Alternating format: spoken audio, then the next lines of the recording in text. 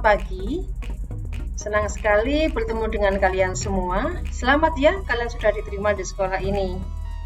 Sebagai fresh student, saya yakin kamu senang dan bersemangat untuk mendapatkan pengalaman-pengalaman baru di sekolah kita. Perkenalkan, nama saya Putumiati, saya pengajar bahasa Inggris. Pada kesempatan kali ini, kita akan membahas tentang program kurikulum sekolah. Apakah itu? Mari kita lihat tayangannya.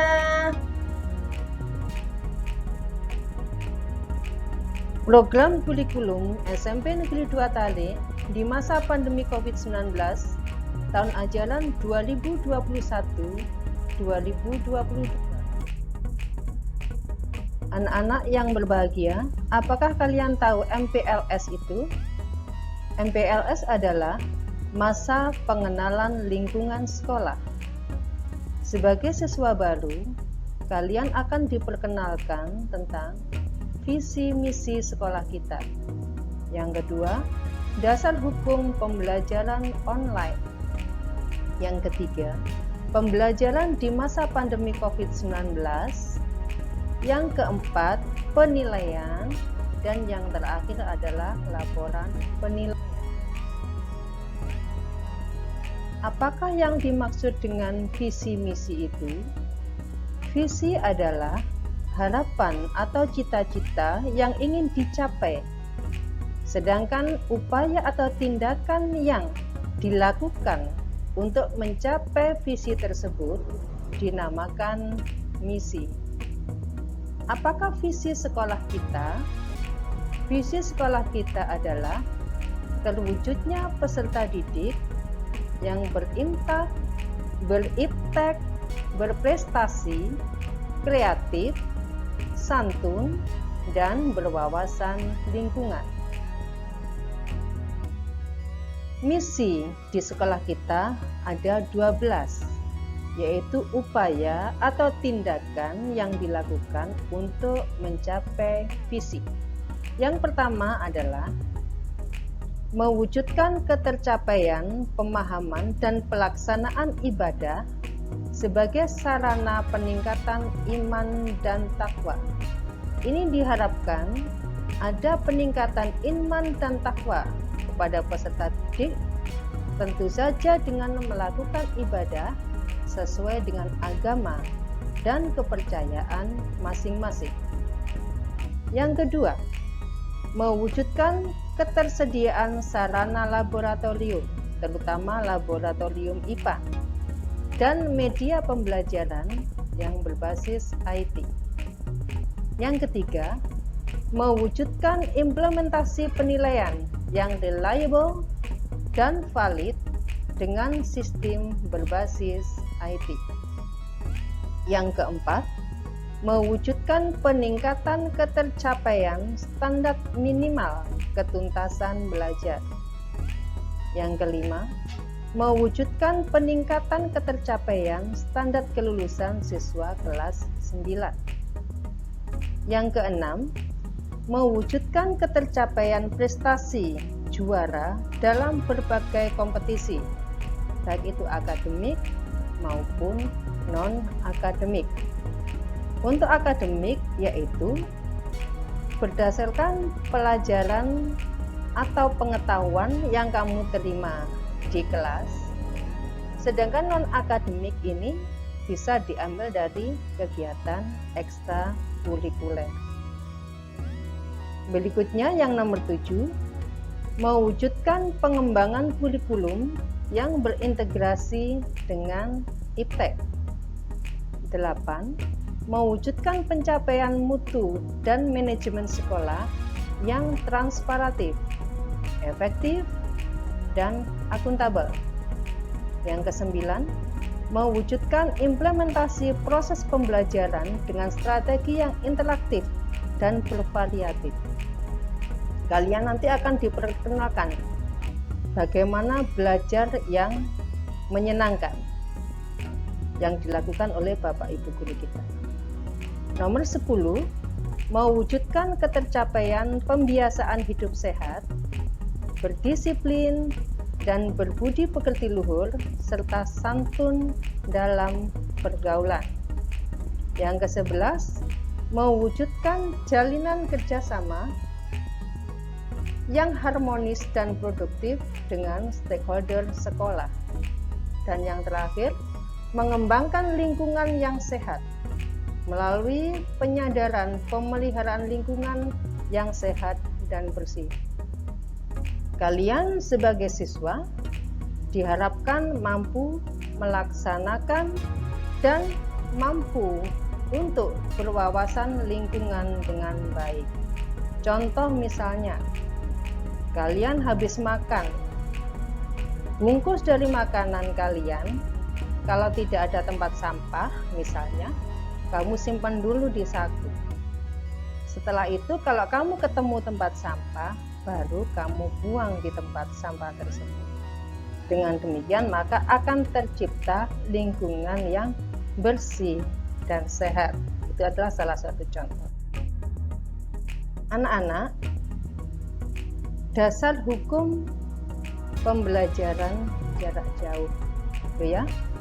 Ini ada dua macam. Yang pertama yaitu Surat Edaran Mendikbud nomor 4 tahun 2020. Apakah itu? Yaitu pelaksanaan kebijakan pendidikan dalam masa darurat penyebaran COVID-19, yaitu belajar dari rumah. Mengapa belajar dari rumah? Karena keselamatan guru, siswa, kepala sekolah, dan warga sekolah yang lain itu yang diutamakan, sehingga dilaksanakan pembelajaran jarak jauh dengan belajar dari rumah. Yang kedua yaitu Keputusan Gubernur Jatim nomor 188-9/KPTS/0132/01. Tentang apa itu? Yang pertama yaitu PPKM darurat COVID-19. Apakah itu PPKM? PPKM adalah pemberlakuan pembatasan kegiatan masyarakat. Di Sidoarjo ini masuk kategori level 4. Ada berapa level? Ada 4 level. Level 1, 2, 3, 4 menurut standar WHO. Untuk Sidoarjo masuk pada level 4. Apa yang dinamakan dengan level 4 itu? Anak-anak, level 4 itu adalah adanya lebih dari 150 kasus COVID per 100.000 penduduk. Terus yang kedua, lebih dari 30 kasus yang dirawat di rumah sakit per 100.000 penduduk. Yang ketiga yaitu lebih dari 5 kasus meninggal dunia per 100.000 penduduk. Oleh karena itu Sidoarjo masuk kategori level 4, berarti tinggi sekali tentang penularan COVID-19. Untuk itu maka pelaksanaan kegiatan belajar mengajar dilakukan secara jarak jauh, daring, gitu ya. Berikut. Nah, pembelajaran jarak jauh itu ada beberapa macam. Yang pertama dilakukan secara daring. Daring itu artinya dalam jaringan, artinya online. Bisa belajar lewat Zoom, lewat Google Meet, lewat Google Classroom, lewat Google Form, WA, atau aplikasi yang lain. Kalian nanti akan mengalami proses pembelajaran lewat aplikasi tersebut. Yang kedua yaitu luring, artinya luar jaringan. Apakah itu? Yaitu menggunakan media, bisa berupa buku, bisa modul, atau bahan ajar dari lingkungan sekitar. Misalnya dari taman, ya, dari koran, dari majalah, dan sebagainya. Bisa menggunakan televisi. Kalau kamu tahu siaran di televisi ada di JTV, TVRI, dan sebagainya. Ada jadwal-jadwal tertentu. Yang ketiga, bisa menggunakan radio.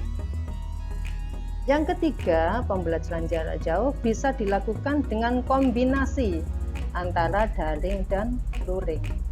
Apakah itu? Contoh misal,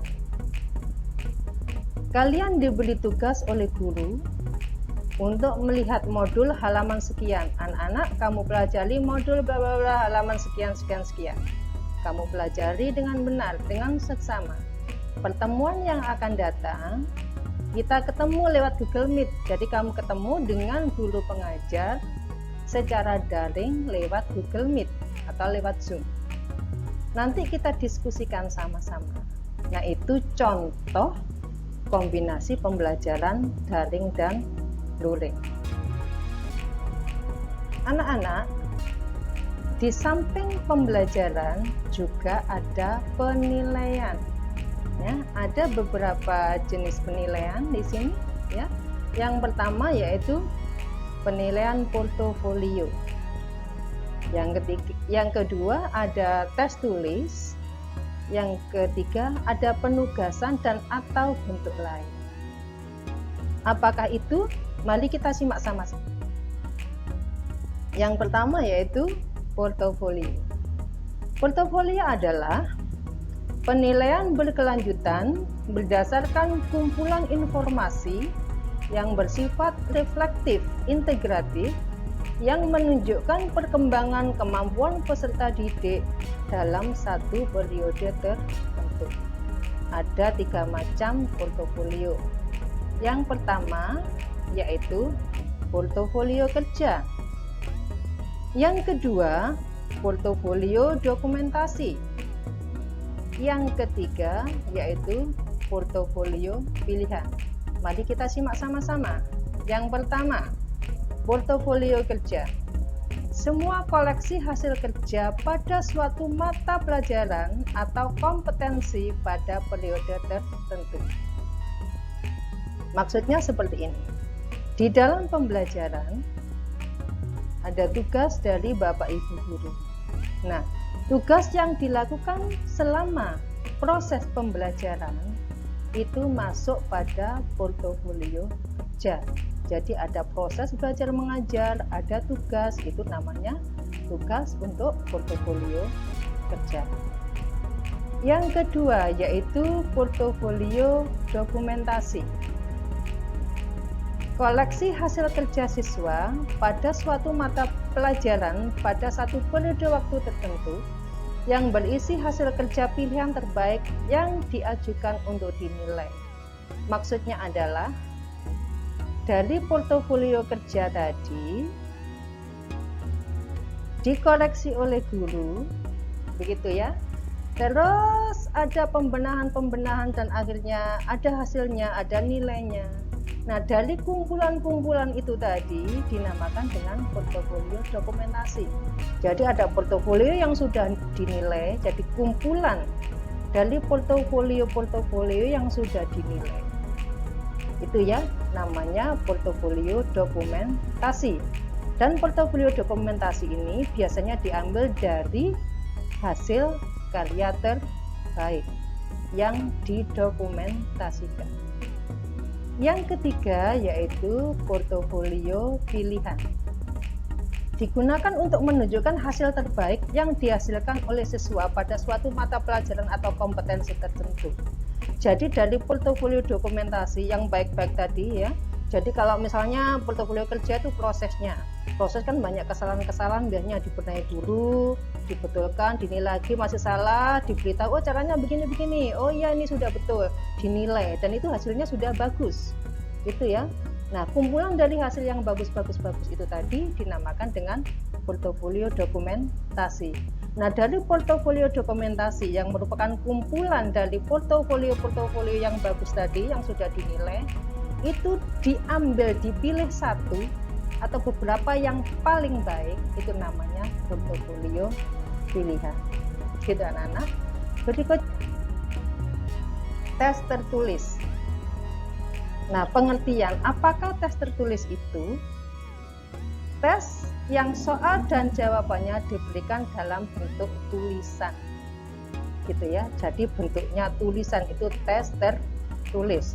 Contoh misalnya yang kamu lakukan, yang kalian lakukan anak-anak ya, waktu ada tes pemetaan, nah itu ya kelas 7 kemarin, itu bentuknya adalah tes tertulis tetapi paperless. Artinya paperless itu tidak di atas kertas tapi dilakukan secara daring atau online tanpa kertas.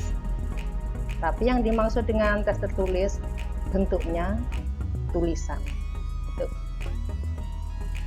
Apakah kompetensi yang diukur pada tes tulis? Yaitu bisa aspek pengetahuan atau keterampilan pada mapel tertentu. Contohnya kemarin kamu sudah ngerjakan, hasilnya dapat nilai berapa, itu dari aspek pengetahuan. Aspek keterampilan misalnya, guru menugaskan kamu untuk menulis atau mengarang dalam bahasa Inggris misalnya, itu yang diukur adalah tes kompetensi keterampilan. Begitu. Berikutnya, bentuk-bentuk soal tes tertulis apa saja? Yang pertama, soal yang pilihan jawabannya tersedia, bisa berupa pilihan ganda ya, pilihan ganda A, B, C, D, biasanya seperti itu. Terus yang kedua, soal dua pilihan jawaban, benar salah atau ya tidak, true or false gitu. Yang C bisa menjodohkan gitu. Jadi jawabannya sudah tersedia. Yang kedua, soal yang pilihan jawabannya tidak tersedia.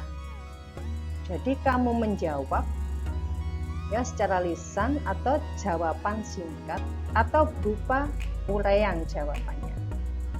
Terus yang ketiga, soal yang pilihan jawabannya tersedia dan tidak tersedia. Jadi soal pilihan ganda, jadi ada A, B, C, D, tetapi kamu diminta untuk memberikan alasan. Alasannya apa kamu memilih A misal? Alasannya apa kamu memilih B misal? Berikutnya, jenis-jenis tes tertulis. Nah, ini penting sekali. Yang pertama yaitu UH. UH itu apa? Ulangan harian. Jadi anak-anak dalam pembelajaran, kamu misalnya kalau tidak bisa itu ditanyakan pada gurunya. Bu, saya tidak bisa ini, Pak, saya tidak bisa ini, caranya bagaimana, misalnya seperti itu. Guru akan memberikan bimbingan pada kalian sehingga nanti kalau ada ulangan harian nilainya bisa bagus. Terus yang kedua, PTS, penilaian tengah semester. Dalam 1 tahun itu ada 2 semester, yaitu semester 1 dan semester 2. Masing-masing semester ya, di tengah-tengah masing-masing semester itu ada tes, namanya adalah penilaian tengah semester. Terus yang ketiga, PAS, penilaian akhir semester 1 atau akhir semester ganjil, itu namanya PAS. Kalau PAT adalah penilaian akhir tahun, ini untuk kenaikan kelas. Penugasan dan atau bentuk lain. Nah, bisa berupa proyek, bisa berupa produk, bisa berupa tes praktik. Apakah itu proyek? Mengukur pengetahuan siswa untuk menyelesaikan suatu tugas dalam periode atau waktu tertentu. Biasanya secara berkelompok ada proyek gitu ya. Terus produk, penilaian terhadap keterampilan siswa dalam mengaplikasikan pengetahuan yang dimiliki ke dalam wujud produk dalam waktu yang ditentukan. Contoh misalnya, saya mengajar bahasa Inggris.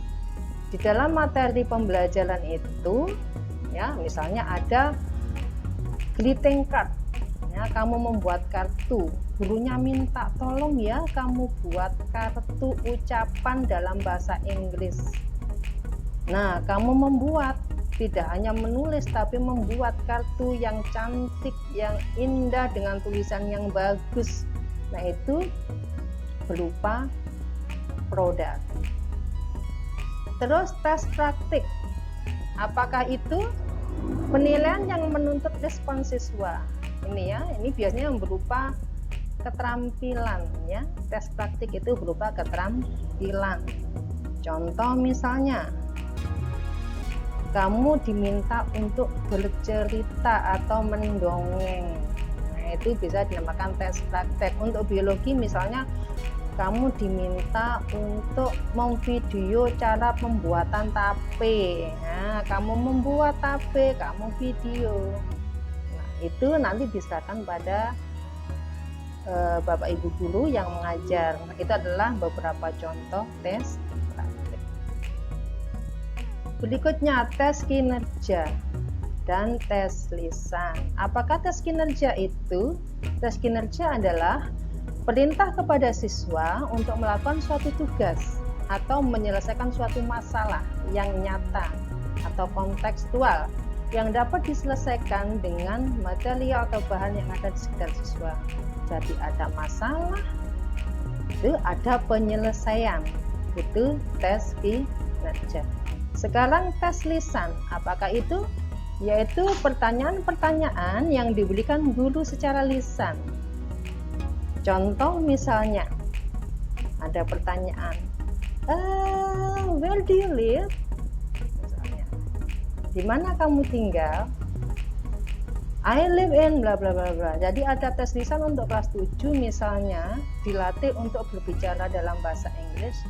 Ditanya, siapa namamu? Rumahnya di mana? Apa hobinya? Bisa menjawab apa tidak untuk perkenalan tersebut.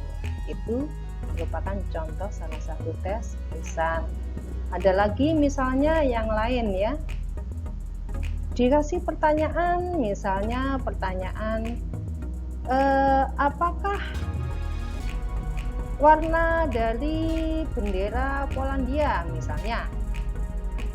Tapi tesnya bukan berupa tulisan tetapi langsung ya, langsung speaking. Kamu jawabnya apa? Tolong ceritakan sejarah Indonesia misalnya. Kamu jawabnya bukan berupa tulisan tetapi berupa lisan. Itu namanya tes lisan. Berikutnya. Nah, anak-anak, gini, di samping kalian belajar ya, di samping kalian belajar itu juga nanti akan ada tugas gitu ya. Kita happy ya, kita bahagia, kita senang gitu ya dalam pembelajaran, tapi jangan lupa tugasnya. Dan kalau misalnya ada tugas, itu cepat-cepat dikerjakan. Jangan Allah harus Allah besok saja.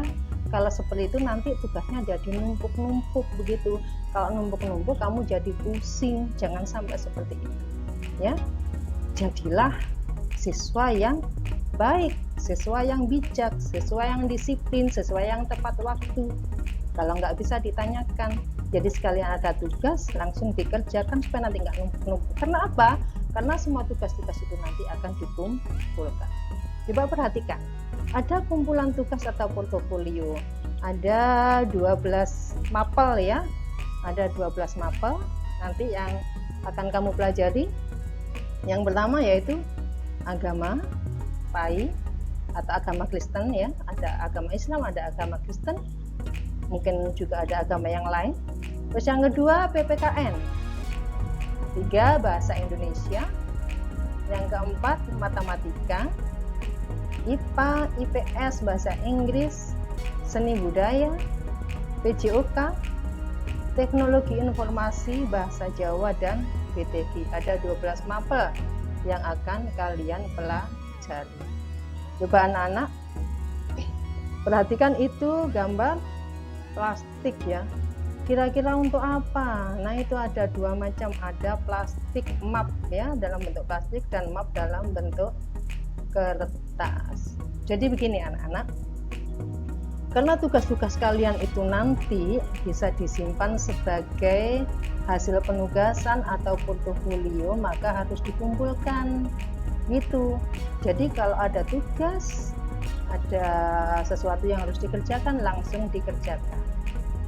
Dan itu nanti akan dikumpulkan dalam map supaya nanti kamu tidak bingung. Jadi kamu beli map plastik atau kertas 12, kamu tulisi nama, kelas, nomor absen, dan mata pelajarannya apa. Setiap tugas dari Bapak Ibu guru Itu nanti kamu masukkan di map sesuai dengan bidang studinya apa. Itu ya. Jadi nanti kalau misalnya ada tagihan-tagihan, kamu tidak akan bingung lagi karena kamu sudah punya. Nah, supaya tidak hilang, kamu beli juga map plastik yang besar. Gunanya untuk apa? Dari map-map yang 12 tadi, yang kecil-kecil, kamu masukkan per mapel, supaya tidak hilang, disimpan jadi satu di dalam map yang besar. Ditulisin nama, kelas, nomor absen. Nah, untuk apa?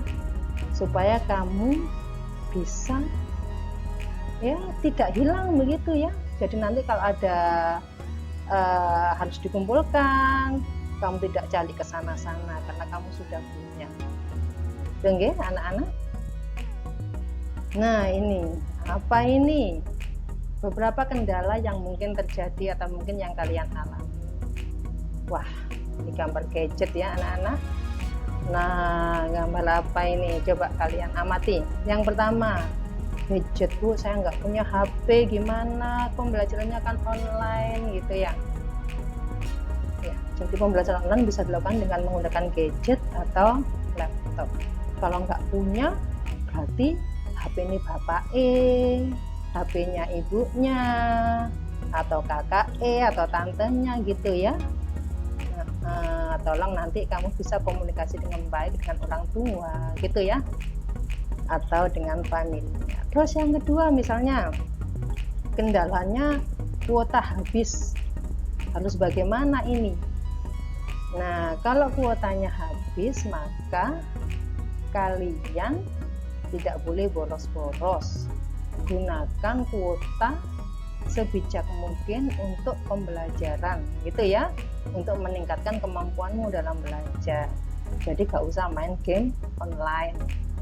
Terus yang ketiga ya, yang ketiga ini, nah ini sinyal ya, sinyalnya lemah. Saya kira di tali ini nggak ada ya sinyal yang lemah ya.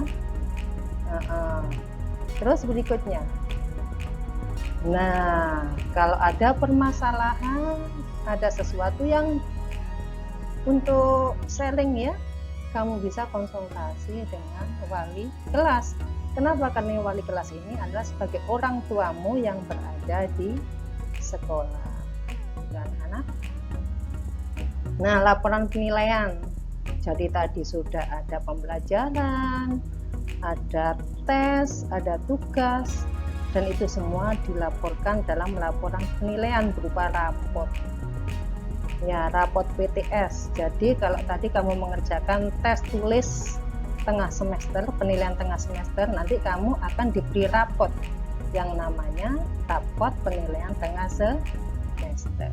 Yang kedua yaitu rapot penilaian akhir semester. Jadi akhir semester 1 kamu nanti dapat rapot juga. Dan yang terakhir adalah rapot PAT atau untuk kenaikan kelas.